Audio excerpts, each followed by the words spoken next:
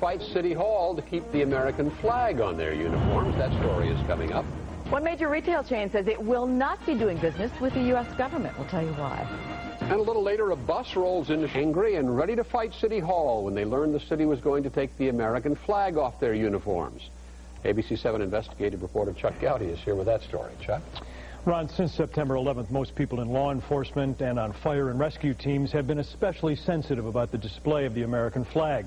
Hundreds of emergency workers were killed when the Twin Towers in New York were attacked and collapsed.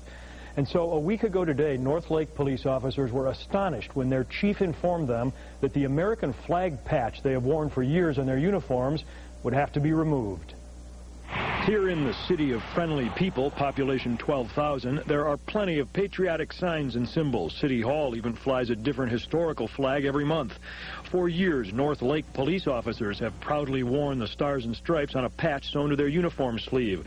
Then came a memo from Chief Dennis Koletsos, obtained tonight by the I-Team. This memo informed officers that brand new City of Northlake patches will be sewn onto both sleeves, and that keeping the American flag patch would no longer be an option. According to the chief, the new municipal patch has a great deal of symbolic significance to our department and city history. Warned the chief, I will not entertain discussion on wearing an American flag on one shoulder. He wanted all the uniform officers to be wearing the new patch, which was more symbolic of Northlake, or symbolic of Northlake and the history of Northlake, and felt that that was more appropriate. Than the American flag? You have a copy of the memo and you have the wording. Here at Northlake Police Headquarters, incensed officers began circulating petitions stating they adamantly object to the removal of the American flag from their uniforms. When the I-Team came here this morning to ask the chief about his edict, he refused an interview, saying it was just part of an ongoing contract dispute with officers. But then a short time after the I-Team left, Northlake Mayor Jeffrey Sherwin called us to explain that the decree was being rescinded. The American flag, he said, had been overlooked. We came up with a new police logo. There were no ulterior motives. What's the allegation, he asked, that we're unpatriotic?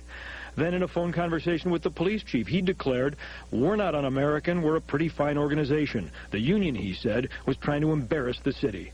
I would hate to think that the chief would be using the American flag as an issue to dig his heels in the sand with his workers and our members. I'd like to believe that this is just poor judgment. Finally, Northlake's mayor told the I-Team, you want me to say you saved the day for the flag? Okay, it's done.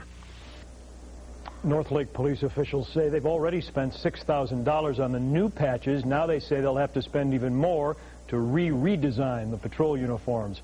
And for good measure, after we brought all this to their attention, Northlake officials say they also plan to put American flags on all their squad cars. So you see, it's just one big happy ending, Ron. Yes, it was. Thank you.